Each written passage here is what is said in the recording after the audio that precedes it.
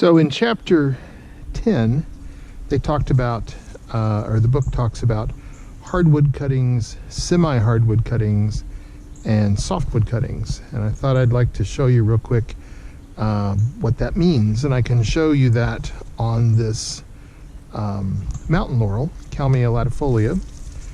And you can see all three types of wood in this one stem.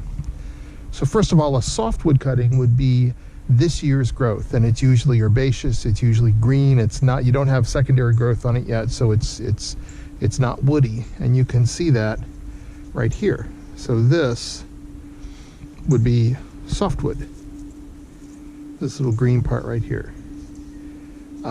Softwood cuttings are typically done in the growing season, because this is just getting started. We're still just the beginning of April, but you would do a softwood cutting if you were cutting in midsummer, because it's rapidly growing tissue, and you could probably get it to root, depending on the species, pretty well.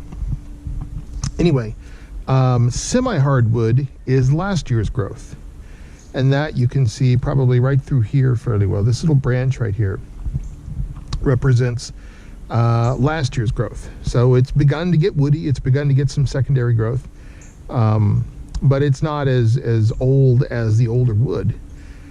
Semi-hardwood, somewhere in between. You can kind of cut it in both winter or summer, and if it's the right species, it'll work in terms of cuttings. And then hardwood cuttings is back here. This is more than a year's worth of growth. So you've got this woody stem, it's thickened, secondary growth has happened, and hardwood cuttings back here you would typically cut if you were going to grow, say, in the winter. So if I came out here in February, there's no point in cutting these, because these aren't really growing and doing anything, even on a plant like laurel, which still has its leaves.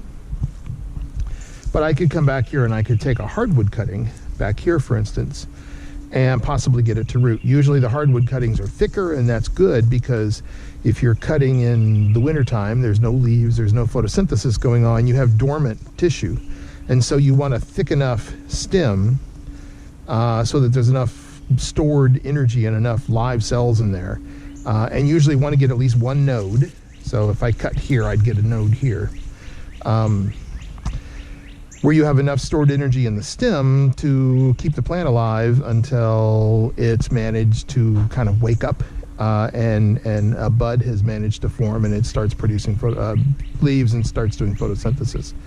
So anyway, so this would be hardwood back here, semi-hardwood right in through here, and then softwood out here.